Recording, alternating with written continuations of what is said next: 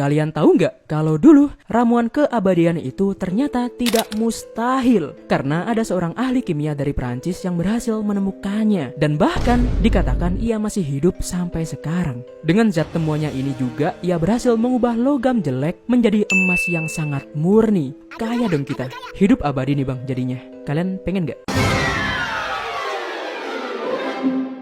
Bisakah manusia hidup abadi? Sebuah pertanyaan yang dari zaman dulu masih belum ada jawabannya. Sama kayak pertanyaan, duluan mana ayam sama telur? Kenapa Loki itu aneh? Apakah isekai itu beneran ada? Apakah pacar anime itu nyata? Dan sejak saat itu pula, banyak ilmuwan dan orang pintar yang mencari jawaban ini lewat keilmuan. Seperti yang dilakukan Kaisar Qin Shi Huang. Saking inginnya hidup abadi dan menjadi penguasa Cina selamanya, ia sampai memaksa para cendekiawan dan tabib kerajaan untuk membuat sebuah ramuan keabadian. Dan terciptalah sebuah ramuan yang secara rutin Kaisar Qin minum. Dan beneran dia hidup abadi, tapi namanya doang. Dikabarkan penyebab Kaisar meninggal adalah ramuan keabadian itu sendiri yang mengandung banyak merkuri. Tragis. Tapi ramuan keabadian ini bukanlah hal yang mustahil sepertinya, karena peneliti telah menemukan jawabannya di sebuah buku kuno tentang ahli kimia. Di situ dituliskan sebuah rahasia tentang ramuan keabadian, yaitu ramuan itu harus mengandung sebuah zat bernama Philosopher's Stone atau lapis philosophorum atau batu bertuah.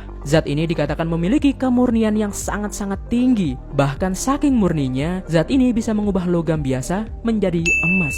Dan batu ini juga punya kekuatan lain, yaitu membuat tubuh menjadi awet muda, bahkan cenderung abadi. Ya karena itu tadi, kandungan zat ini terlalu murni. Tapi ya gitu, kebenaran akan zat ini masih sangat misterius. Bahkan simbolnya aja kayak gini. Lebih mirip logo organisasi rahasia ya, daripada simbol sebuah zat. Tapi gimana kalau aku bilang ke kalian jika ada orang yang berhasil menemukannya? Kenalin, Pak Nicolas Flamel. Beliau adalah seorang ahli alkemi yang hidup sekitar tahun 1330 sampai 1418 di Paris, Prancis. Bersama istrinya yang bernama Pernelle, mereka berdua hidup sebagai ahli kimia yang terkenal. Terkenal gara apa bang? Karena dikatakan Nicolas Flamel dan istri telah berhasil membuat batu philosophorum tadi. Dari temuan inilah Nicolas Flamel berhasil mengubah banyak logam menjadi emas mulia. Awalnya Flamel pergi ke sebuah pasar di dekat kediamannya. Tiba-tiba perhatiannya tertuju kepada sebuah buku tua di toko antik. Buku itu mengandung banyak gambar tentang The Great Work atau sebuah proses ahli kimia dalam penciptaan batu philosophorum tadi.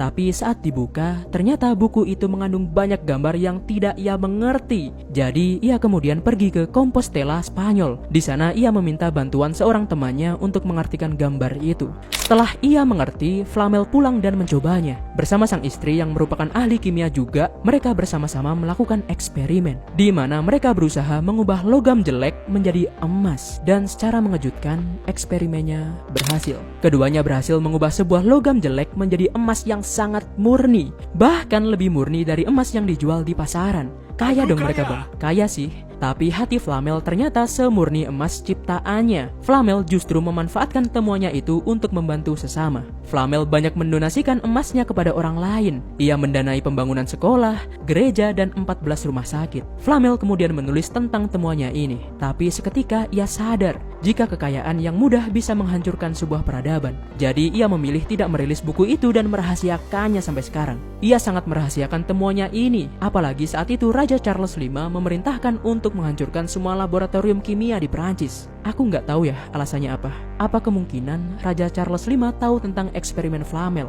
Jadi ia sangat menginginkannya. Tapi rumahnya sekarang masih berdiri loh di Paris. Nicolas Flamel sendiri sudah meninggal di usianya yang menginjak 80 tahun. Tapi ada konspirasi di baliknya, yaitu katanya Pak Flamel masih hidup. Alamak. Sumber konspirasi ini adalah sebuah buku karya Averroes Secundus. Ia merilis buku tentang pertemuannya dengan Flamel asli di fasilitas rahasia Spanyol. Buku itu berjudul Terra Incognita Perpetua. Jadi katanya ada sebuah fasilitas rahasia gitu yang letaknya ada di bawah dataran tinggi Sierra Morena, Spanyol.